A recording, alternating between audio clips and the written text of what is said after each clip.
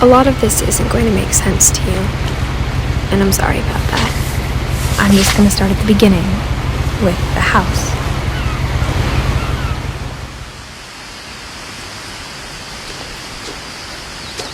Someone had put up a chain link fence, but it looked like I wasn't the first person to hop it. My brother Milton disappeared when I was 4. It was like the house just swallowed him up.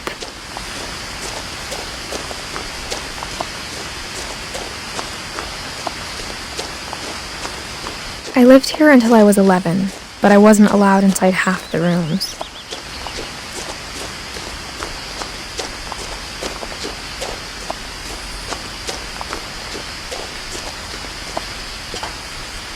Inside the mailbox were bills from 7 years ago, marked urgent, open immediately.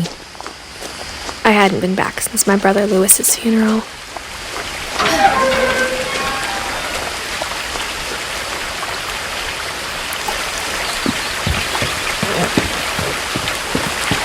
In her will, my mother left me a key, but didn't tell me what it unlocked. Maybe she thought I'd know, or she thought that the mystery would be enough to bring me back.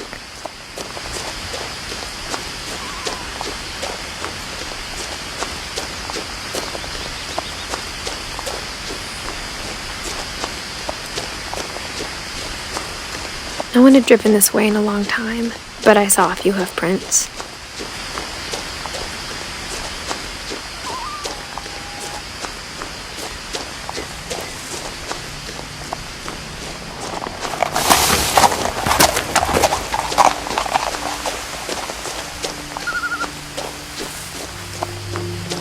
The truth is, even after I inherited the house, I never thought I'd come back to it. But now I had questions about my family that only the house knew the answers to.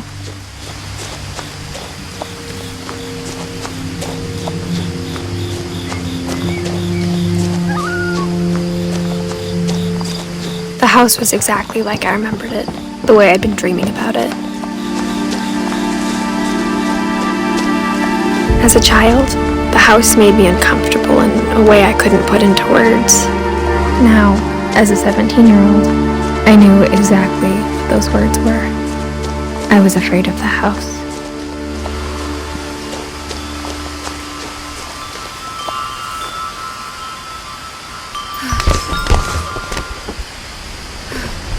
Crawling through the doggy door used to be a lot easier when I was 11.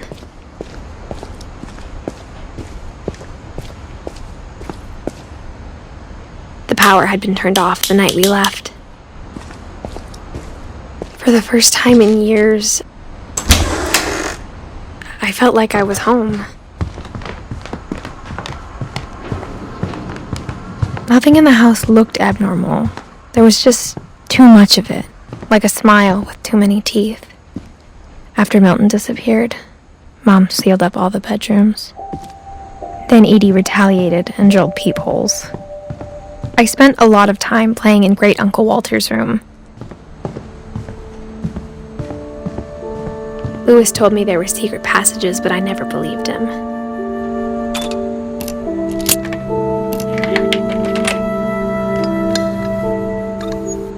Turns out, my mom was really good at keeping secrets. Now it was time to find out what my mom had been afraid of.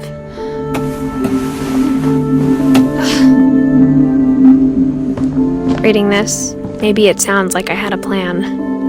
From the paintings on the wall, it was clear my brother Milton had been here before me. But I had no idea what was behind that door.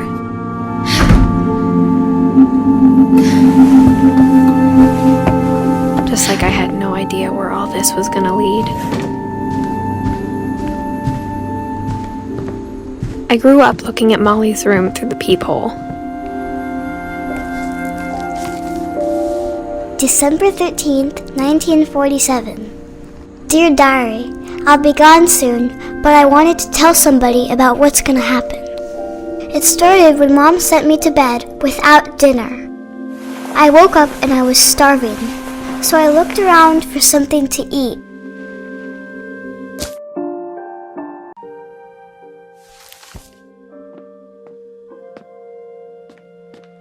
The gerbil food was dry, but I didn't mind it.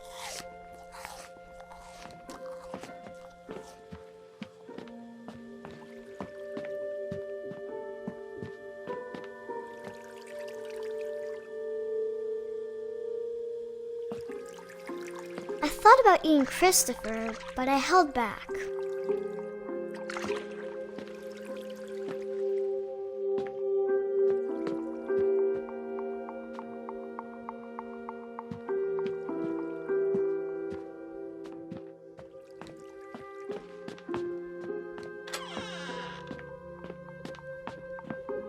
I kept eating and eating.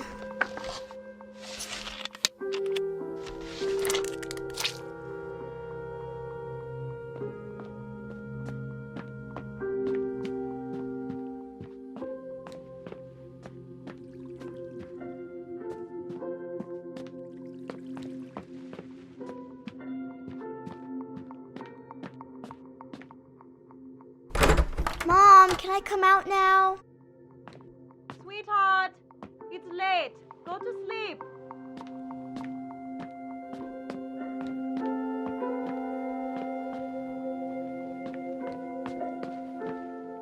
My Halloween candy was all gone. Then I heard chirping outside my window. It was a barn swallow going back to her nest. I reached out for her.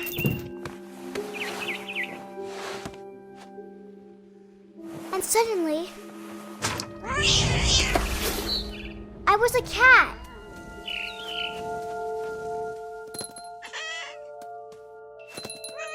I tried to be quiet, but the bird was really scared.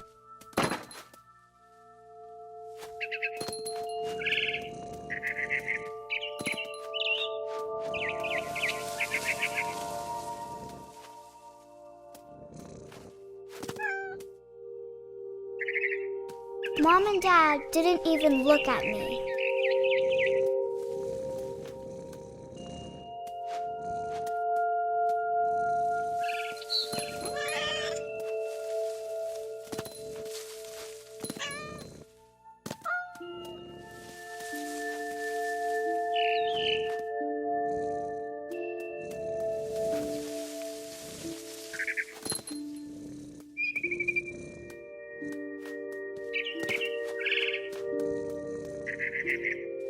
I jumped and I almost got her.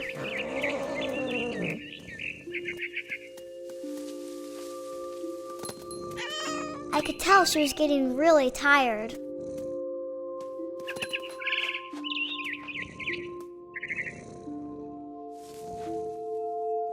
Now I was up in the big tree.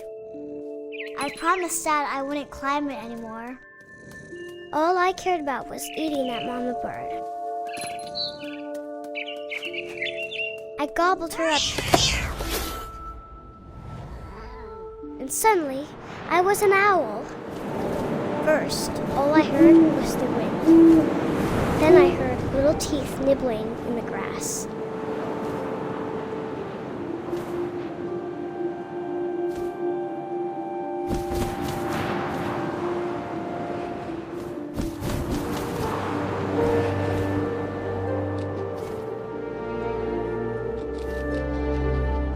Rabbits.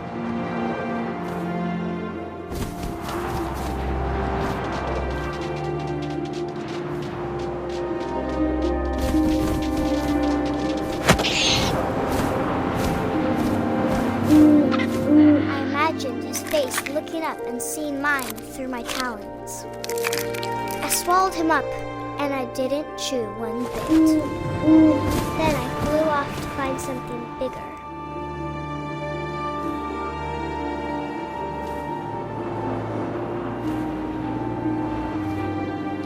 A mama rabbit.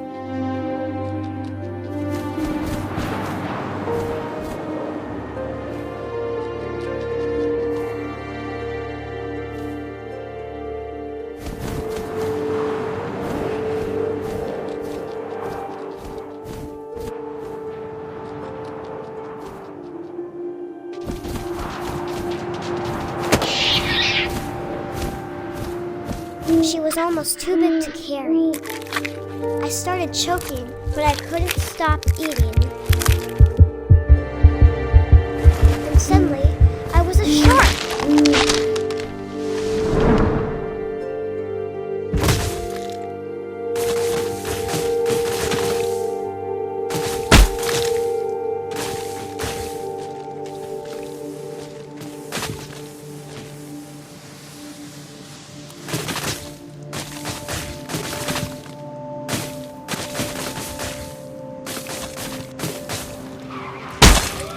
I rolled off a cliff and into the ocean. Now, I was hungrier than ever.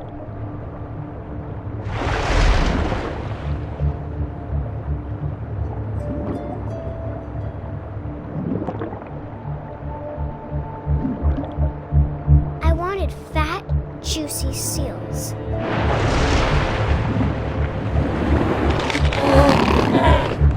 I tore off her flipper, and it tasted really good.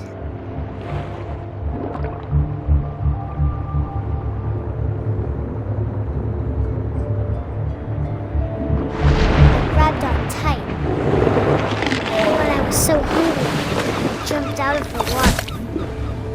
When I opened my eyes, everything had changed.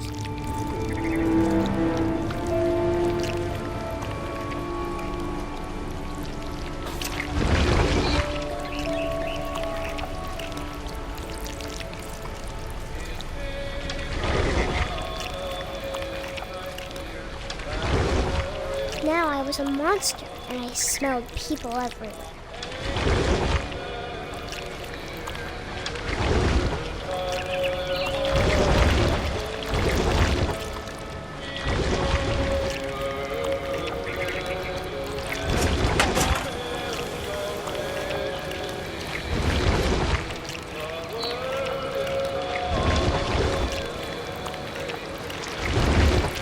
I was big, but I moved real quiet.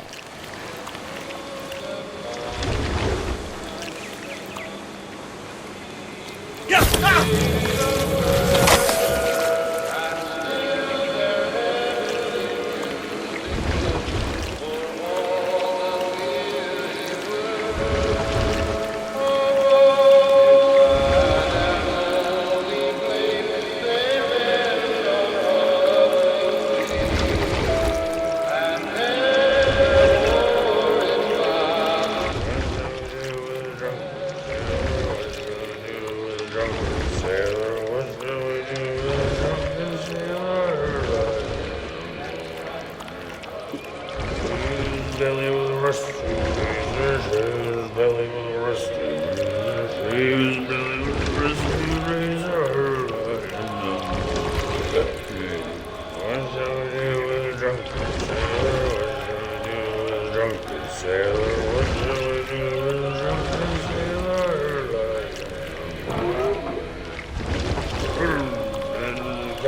After the last passenger, I was still hungry. And across the water, I smelled something new. Something I had to have, so I swam towards it.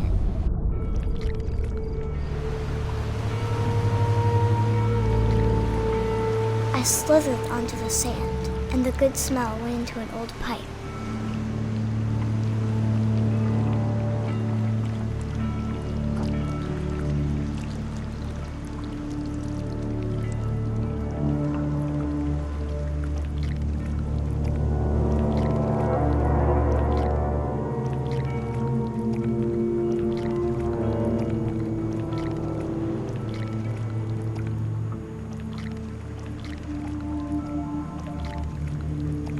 I got closer and closer.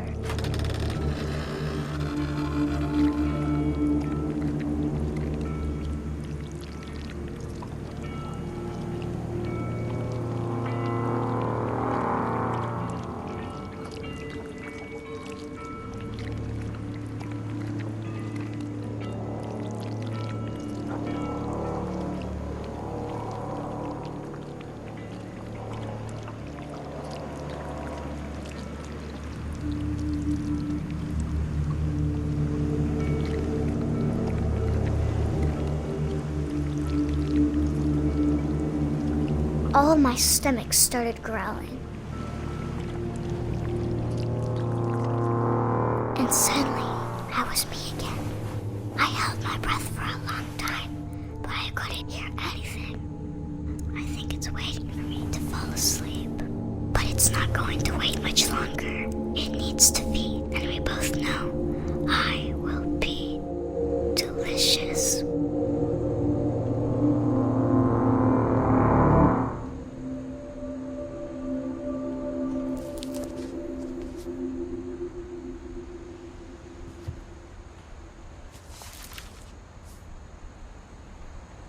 I'm not sure if I believed all of that, but I'm sure Edie would have.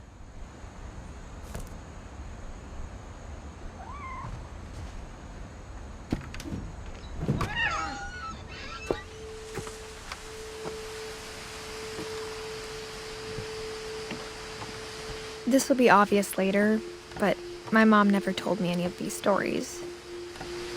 Edie would have, but Mom didn't like bringing up the past.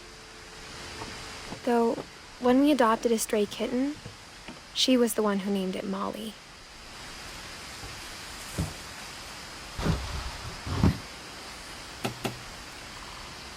I spent a lot of time in Great-Grandma Edie's room.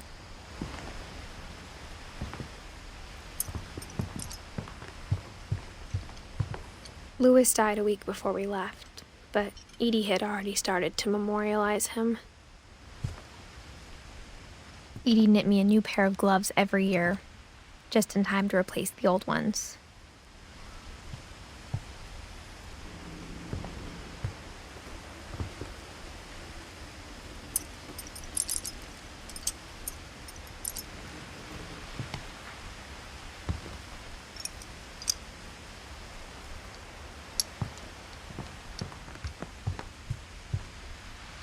Edie gave a big interview about a mole man living under the Finch house. My mom was furious. I hadn't thought of myself as Edith Jr. for a long, long time.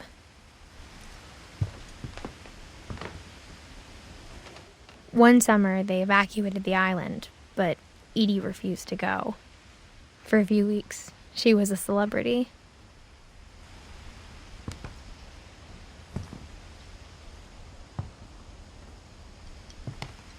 When Edie told people Sven was killed by a dragon, she could also have said he was building a dragon-shaped slide that collapsed. She could have, but she didn't.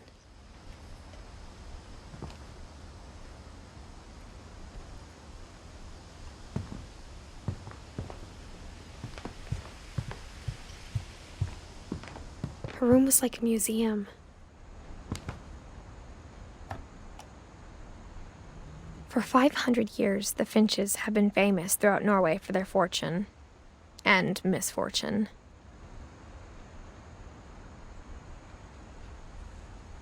Odin Finch buries the latest victims of the family curse, his wife Ingeborg and their newborn son, Johan. On January 7th, 1937, he set sail with his family and his house, hoping to leave the curse behind. But 40-foot waves off the coast of Washington send the house and Odin to the bottom of the sea. Odin's daughter Edie, with husband Sven and baby Molly, step ashore on their new home, Orcas Island. Odin Finch is the first to be buried in the new family cemetery. His daughter Edie is already dreaming of a new Finch house.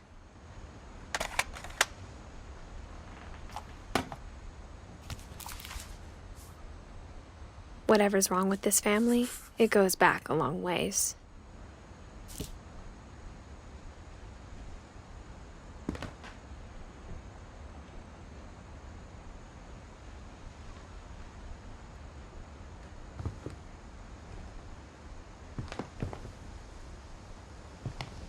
Great-Grandma had always been the family's biggest fan.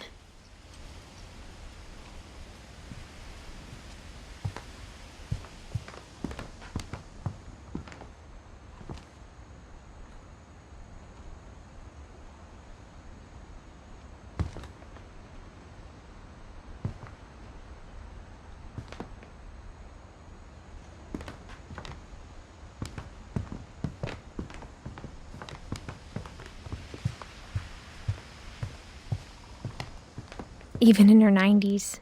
Sometimes Edie seemed a lot younger than my mother.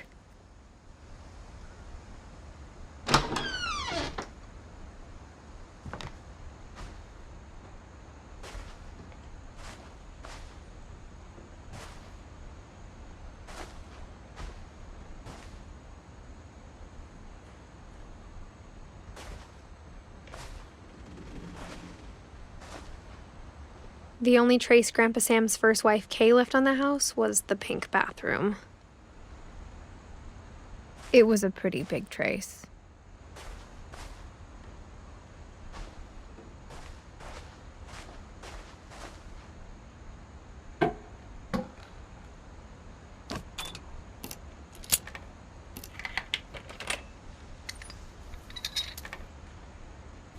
There's a secret in this bathroom. It's in the last place you would look. It isn't in the cupboard. It's hidden in this book.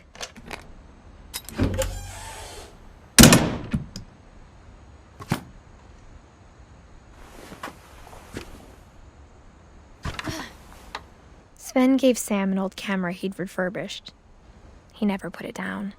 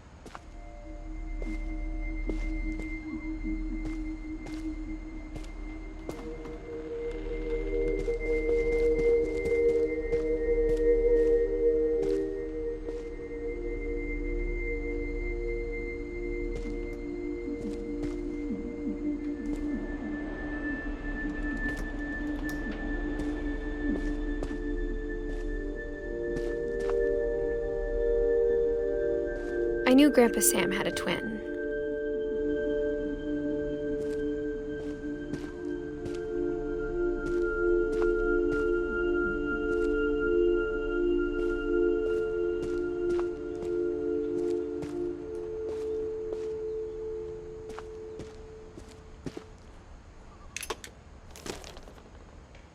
And that he never talked about him.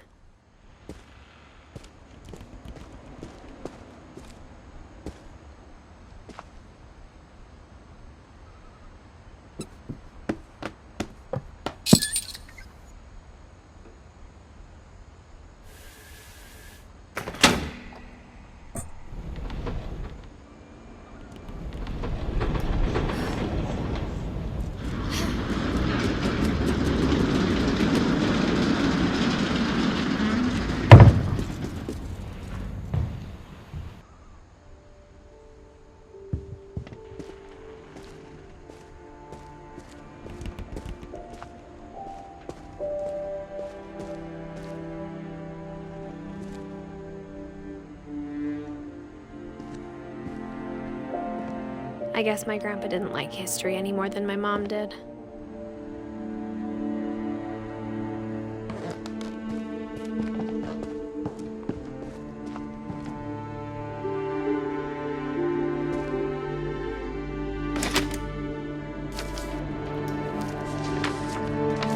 How I Want to Remember My Brother by Sam Finch.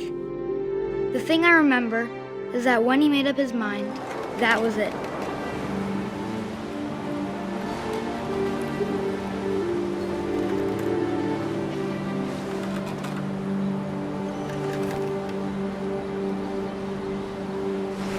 My brother said he'd die before he ate another mushroom, and he did.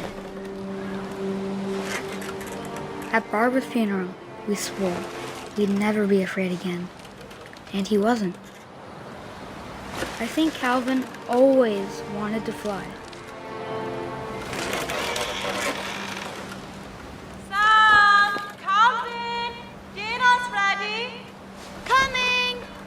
But that day, he finally made up his mind to do it.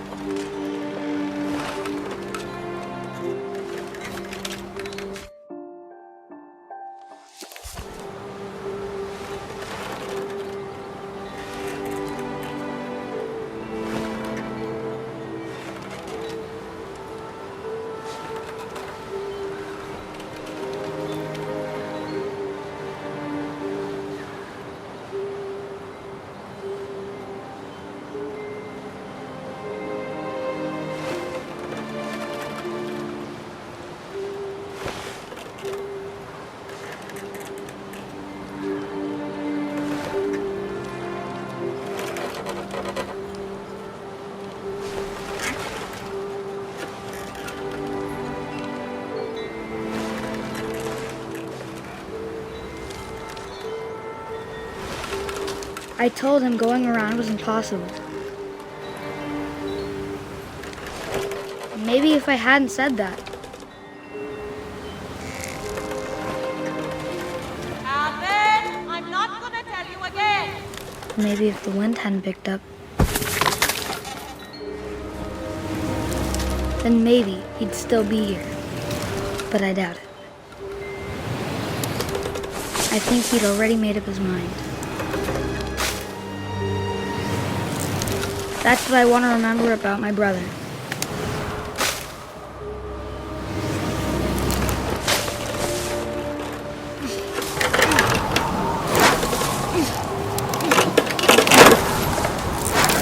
The day he made up his mind to fly. And he did.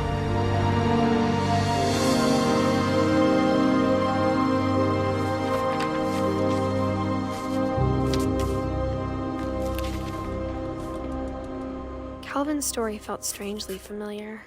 When I was younger, I remember trying to do the exact same thing.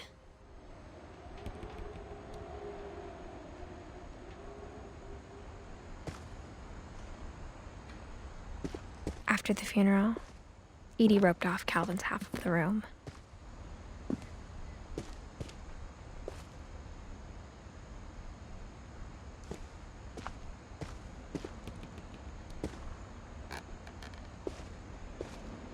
Mom said Grandpa Sam enlisted at 18 and never set foot in the room again.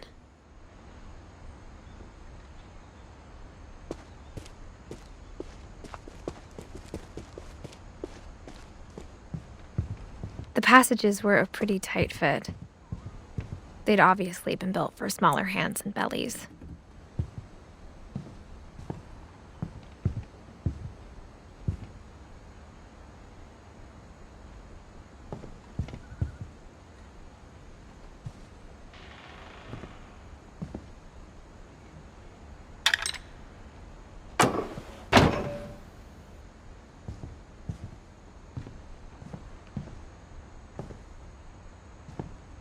Edie's father, Odin, built the original house.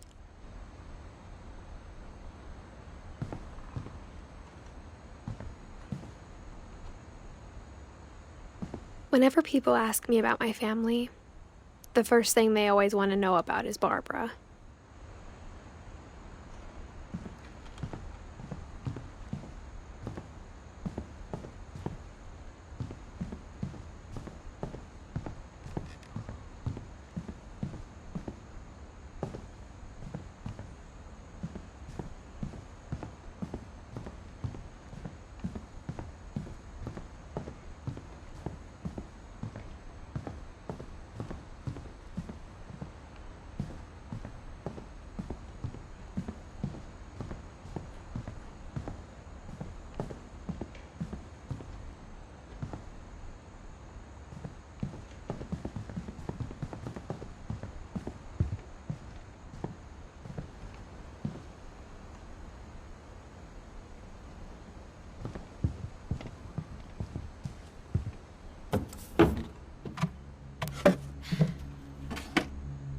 Growing up, I always thought of Barbara as a child star.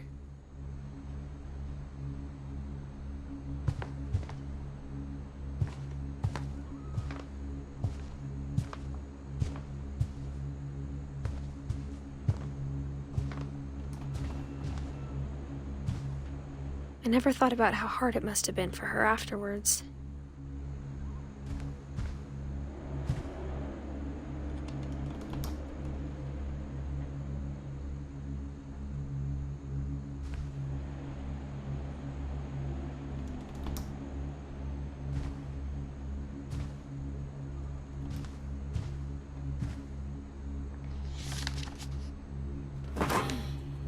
Of all the stories people wrote about Barbara's death, I'm surprised Edie saved this one.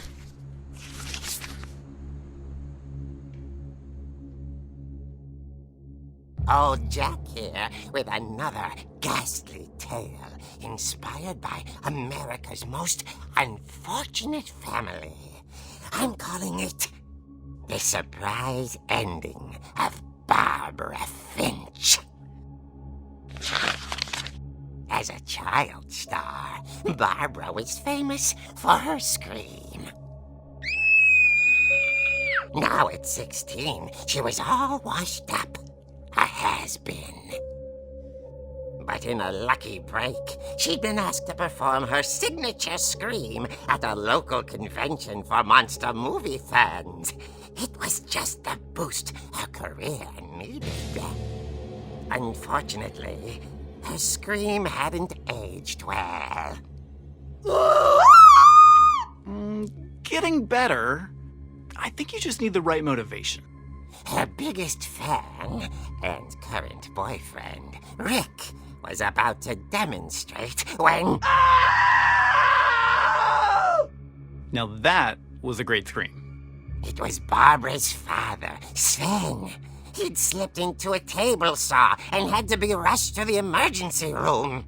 So Barbara got stuck babysitting her youngest brother, Walter.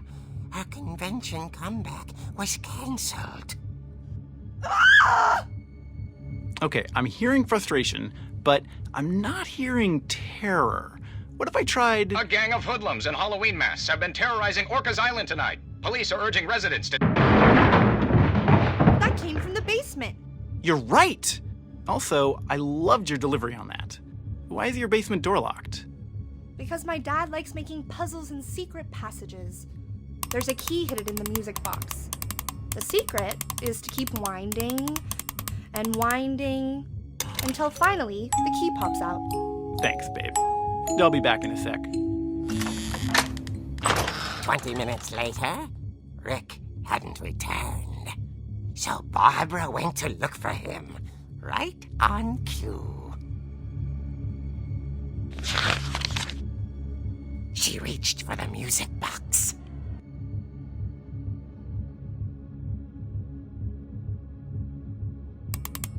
And as she wound the key, she listened for Rick, but the house was silent.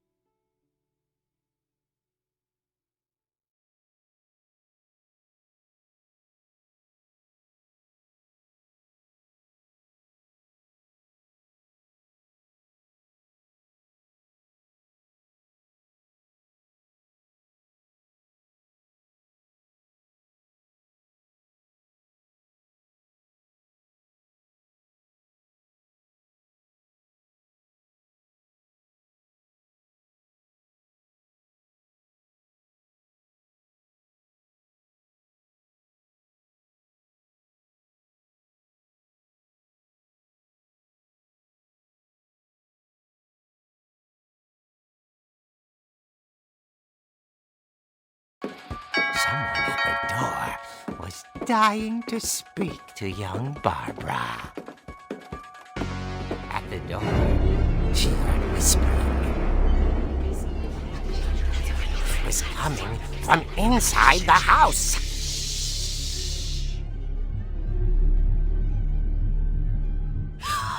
Oh dear. The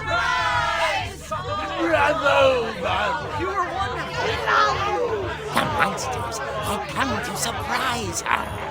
For Barbara, it was a dream come true. Then she saw what kind of monsters they were, and she realized what was about to happen. She was going to be famous. And with her final breath, Barbara Finch gave the performance of her life.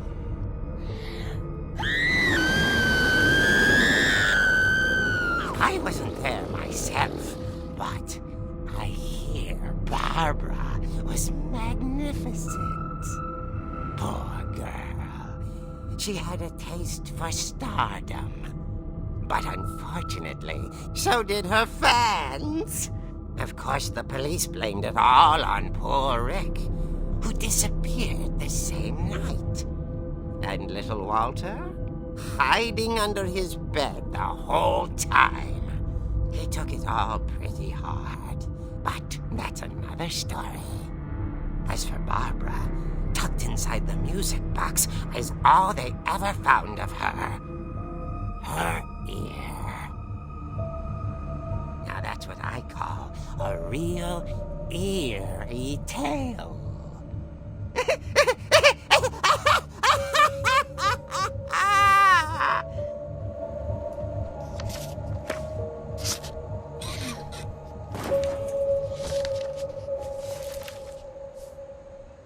Edie told me all Barbara wanted was to be remembered, as absurd as that comic was. Maybe what Edie saw was a happy ending.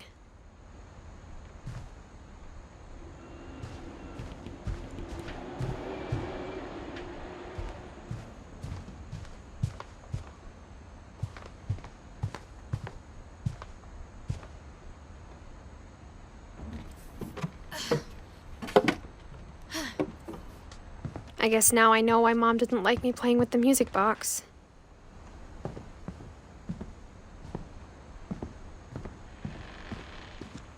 Mom must have locked the third floor stairs on the night we left.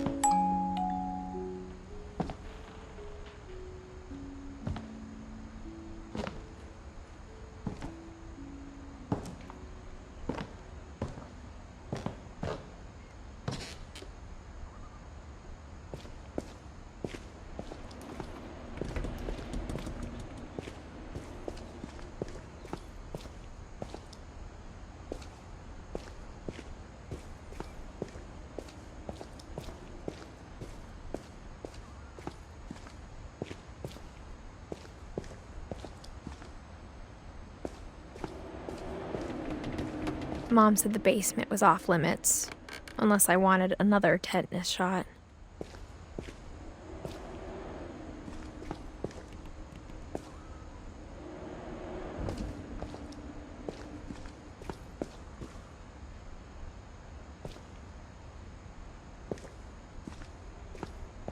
I saw Edie sneak down to the basement once, carrying packages.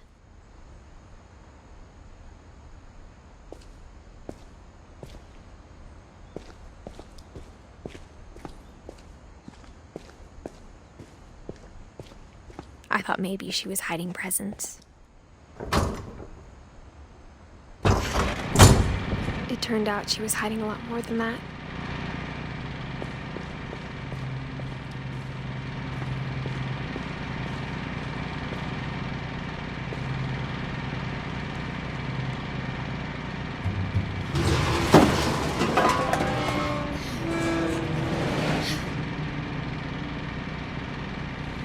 I remember asking Mom once about where Walter had gone.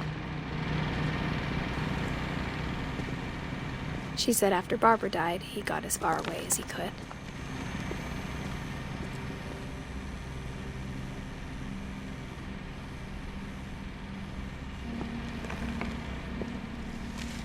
If there's a pattern in all these stories,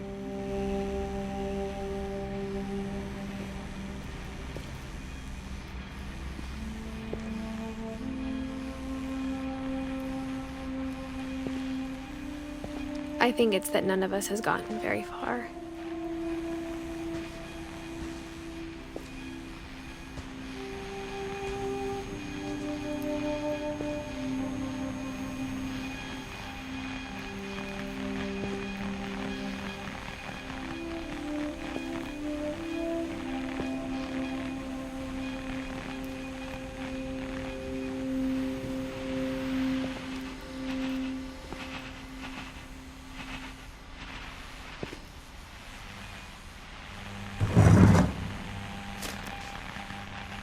Goodbye, everyone. I can't believe I've been down here for 30 years.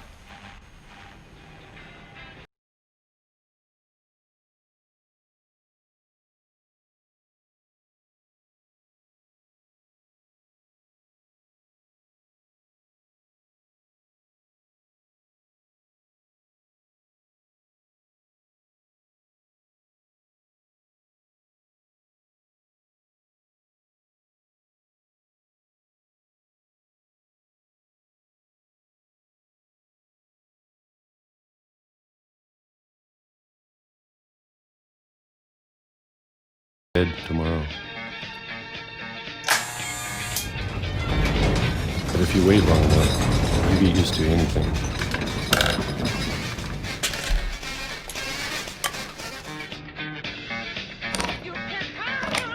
Even a monster on the other side of the door starts to feel normal. Almost friendly.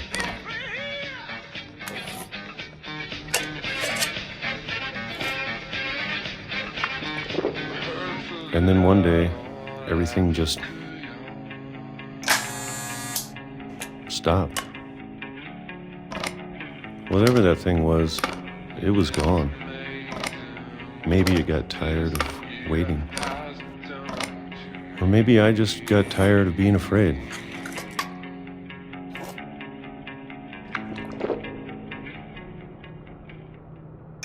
It's been a week now, the longest in 30 years. I'm done waiting. I have to leave while I still can.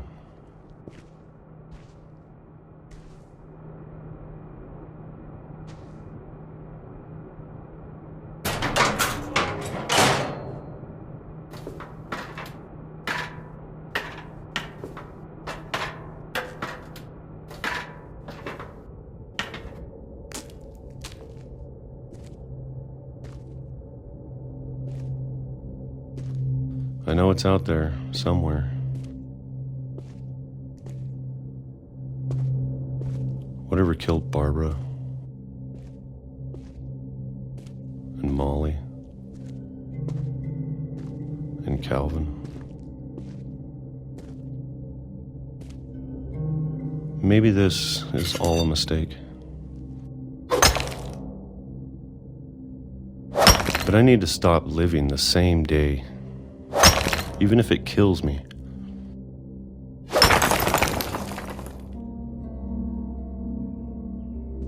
Whatever's out there, I want you to know I'm ready for it. I'm going to appreciate all of it, especially the food. I don't mind if I only have a year left. Or a month. Or a single week. I'd be happy with one new day. I can already imagine the sun on my face.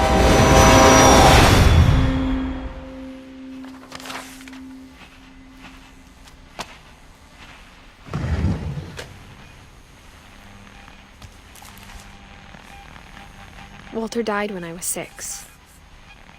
I can't believe my mom never told me he was down here. I'm sure my mom was trying to protect me.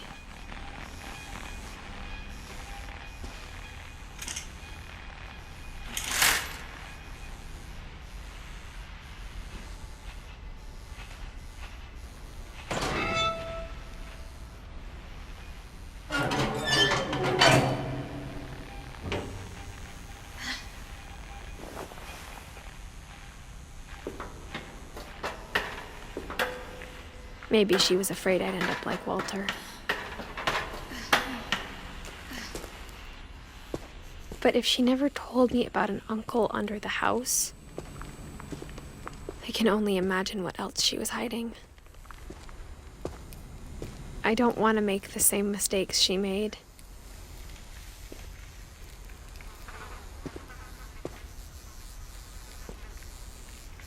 Trying to bury something that's still alive. Now that there's only one of us left, or maybe 2, I thought it was time I heard the stories for myself and found out what happened to everyone else. But now I'm worried the stories themselves might be the problem. Maybe we believed so much in a family curse, we made it real.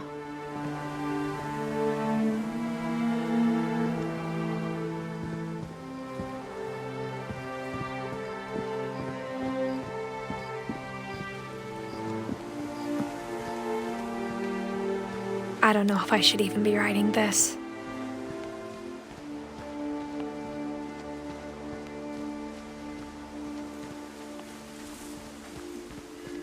Maybe it'd be better if all this just died with me.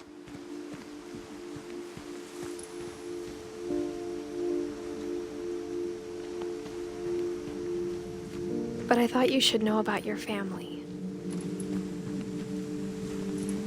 and the history you're a part of.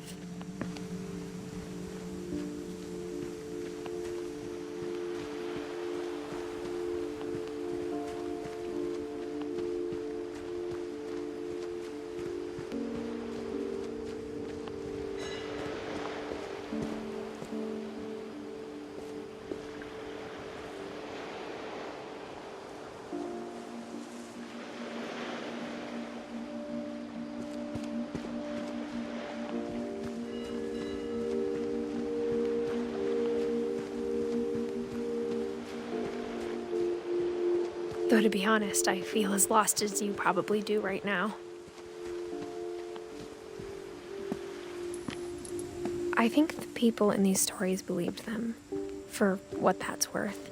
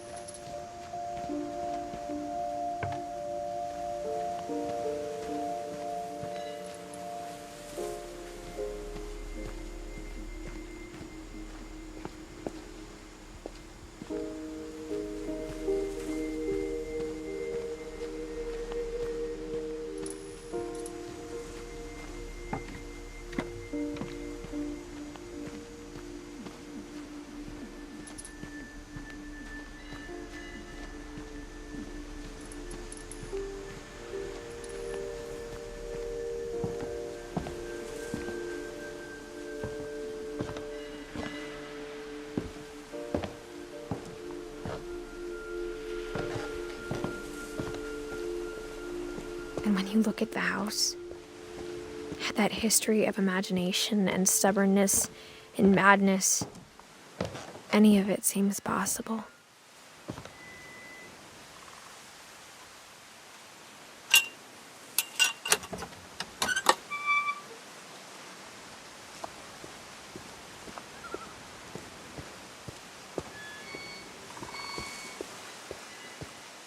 I think we've been surrounded by death for so long, we've just gotten used to it.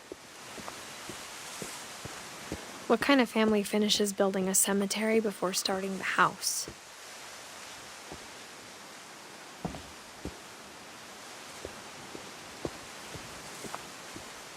It's embarrassing for me to admit this, but the pet cemetery made me more uncomfortable than the human one. 3 of the gerbils were mine, and 2 had been my fault.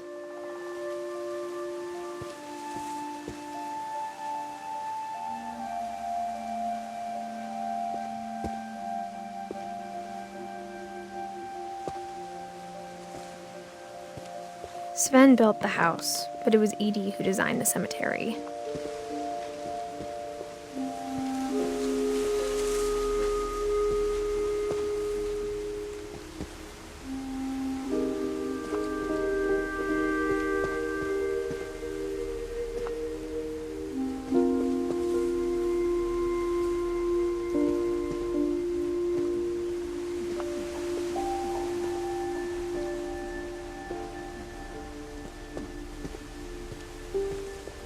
I'm sure Odin's monument had been Edie's idea.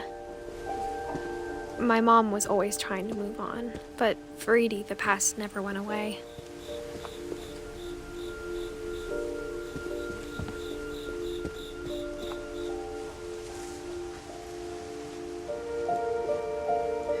She could see it poking out of the water at low tide.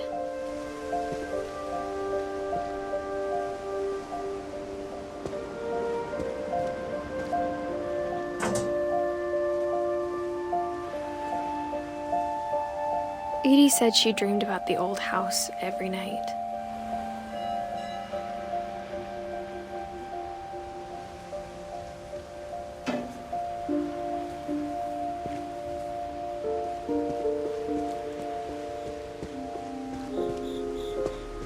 Edie's side was always easier for me to understand. But the older I get, the more I can see where my mom was coming from. Her dad had been pretty strict, but it wasn't enough to save her brothers. She was just trying to do better.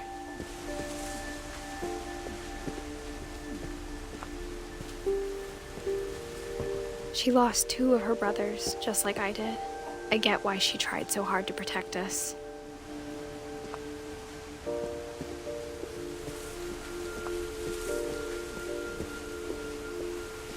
There's so many things I wish I could ask my mom now. Part of me thinks this is what she wanted all along. For me to come back someday and find everything out for myself.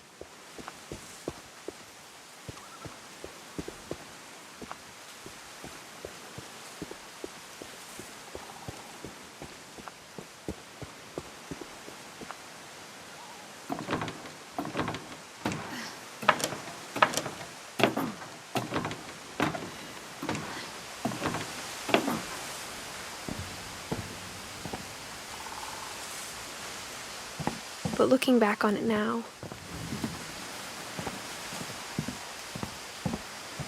if she told me there was going to be so much climbing, I never would have come when I was 22 weeks pregnant.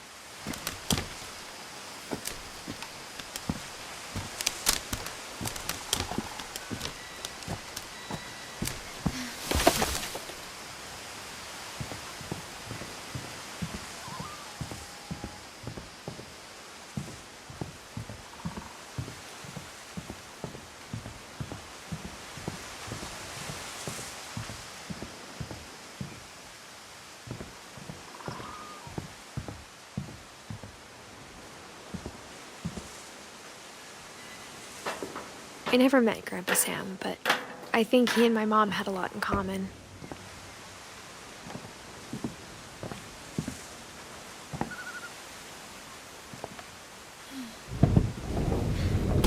They were both pretty intense. Sam spent his life shooting photos, but Mom said he got nervous being in front of the camera. I guess we're all afraid of something.